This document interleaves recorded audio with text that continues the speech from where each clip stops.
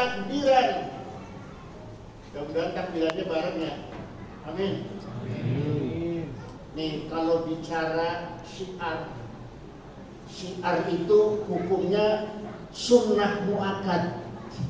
Kalau muakkad itu mendekati wajib.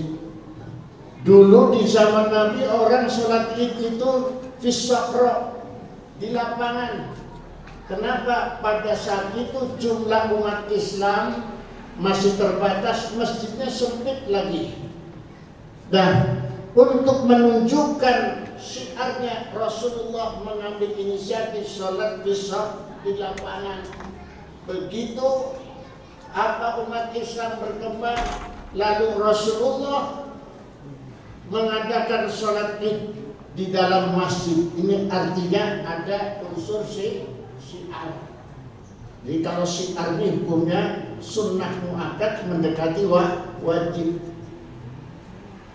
Walaupun perbedaan itu boleh, ikhtilafu ummati rahmatun, perbedaan umatku adalah rahmat, tetapi pada kondisi tertentu perbedaan itu kita kecilkan, dahulukan syiarnya. Makanya kalau kemarin itu saya diajak sidang isbat, saya nggak mau bicara soal metode, mau rukyat, mau hisab, nggak penting. Yang penting bagaimana kita umat Islam bersama-sama. Betul. Kondisinya sekarang ini kita dalam situasi yang dituntut untuk membangun ukhuwah Islamnya. Ini judulnya oleh panitia Ramadan, saya dikasih tugas membangun ukhuwah Islamnya. Dahulukan syiarnya, tunjukkan kepada umat lain bahwa umat Islam adalah umat rahmatan lil alamin, cinta kedamaian, cinta penuh kecintaan salamun, yaitu memberikan keselamatan kepada semua umat, bahkan menyatu. Ini yang harus kita tonjolkan. Jadi jangan berbeda-aneh. Ini kan sekarang orang nggak berpikir di situ, namanya ego elitis, egonya para elit, pengen banyak-banyakkan penganut, pengen banyak-banyakkan pengikut. Nggak keren sebenarnya, keren itu kalau menjadi satu. Kan enak berpuasanya bareng, kemudian lebarannya bareng. Ini nggak bareng, apa dibikin bareng aja kita pada berantem, betul? Maka nanti begitu akhir Ramadan, semua orang yang berpuasa, yang tarawih mendapatkan ampunan dari Allah Subhanahu wa Ta'ala. Ada 4 golongan manusia yang tidak mendapatkan ampunan. Alhamdulillah, mudah-mudahan nanti kita begitu takbiran semua ini dalam keadaan menjadi manusia yang baru. Amin. Ada 4 golongan yang tidak mendapatkan ampunan Allah biarpun dia puasa, dia tarawih, dia baca Quran, terus apalagi sholatnya berjamaah, rajin sedekahnya, tetapi 4 orang ini tidak mendapatkan ampunan. Yang pertama, qati'ur rahmi, orang yang memutus hubungan silaturahim. Apa? Memutus hubungan silaturahim. Suka ngambek sama orang, gampangnya kalau bahasa orang kampung sawah mah. Gara-gara warisan, adik sama kakak berantem. Ada orang yang modelnya begini di sini. Ada. Gak banyak. Gara-gara warisan merasa gak adil. Abang sama adik putus hubungan silaturahmi. Persaingan jabatan, jangankan jabatan di kantor, di pengurus masjid ini aja kadang-kadang ya kita susah nggak menyatu karena kita nggak kepilih jadi pengurus masjid. Mutumin, tahu mutumin? Nggak mau jamaah lagi, nggak mau tahu urusan masjid. Ada lagi yang karena lihat tetangganya lebih maju daripada kita jadi dekat lihat tetangga, memutuskan hubungan silaturahmi. Maka Rasulullah Shallallahu Alaihi Wasallam bersabda, "Silman qata'at wa timan haraman." Sambung silaturahmi, datangi orang yang memutus hubungan silaturahmi. Biarpun tetangga kita ini dekat sama kita datang. Nanti habis lebaran ini, ya selesai sholat kita datang. Bila perlu bawa apa tentengan parcel kita anterin. Kira-kira kalau orang marah sama kita bawa ini parcel, marah apa enggak? Enggak. Makanya orang Jawa itu kalau nyadrang, ya itu bawa tentengan, gula, teh, kopi, tahu lepet, ada lepetnya, macam-macam makanan bawa.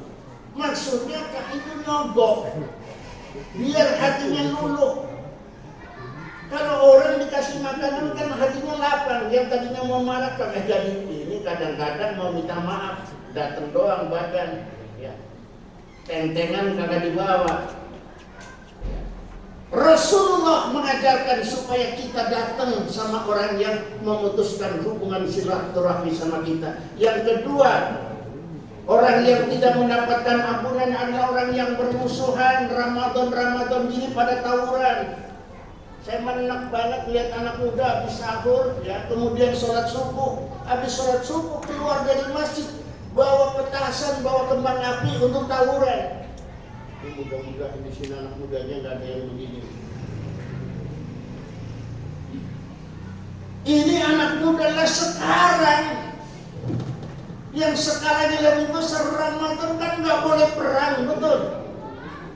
Lah ini Ramadan Amerika ngebom Iran, ditambah Israel. Ini saya kira ini kalau satu kakak apa ya, 1 lawan 1 Amerika jibar juga, saya yakin itu pengecut. Persoalannya nggak jelas, tahu-tahu bulan Ramadan ngelempar, yang dilempar kalau ngelempar amplop mending, yang dilempar bom, lah mati orang itu. Nah ini di bulan Ramadan jangan bermusuhan. Yang tidak akan mendapatkan ampunan Allah orang yang suka bermusuhan. Yang ketiga adalah orang yang durhaka kepada kedua orang tuanya, ya. Bersyukur yang hari ini orang tuanya masih lengkap, alhamdulillah. Sayangi keduanya. Yang sudah nggak ada model saya, ini yang umur 60 tahun ke atas, saya tinggalin orang tuanya, udah pada nggak ada. Itu penyesalan karena doa kedua orang tuanya itulah yang bisa menembus arus. Tempat keramat itu bukan orang lain tetapi kedua orang tua kita. Ini kadang-kadang di zaman modern bukan kita sayangi, malah orang tua kalau sudah sakit-sakitan merasa jadi beban. Akhirnya apa? Orang tua bukan kita sayang, orang tua kita bukan rawat, kita taruh di pantai jompo. Ini anak kurang ajar namanya. Nggak ingat waktu dia kecil, saat dia lagi rewel, sakit, digendong-gendong. Di apa timang-timang panggilannya raja. Padahal anaknya tukang ojek tapi ditinggal anak raja. Itu karena sayangnya orang tua terhadap anak. Pak, orang tua saya beda akidah, bisa beda agama, beda keyakinan. Meskipun kita beda keyakinan terhadap orang tua, kita kudu tetap hormat.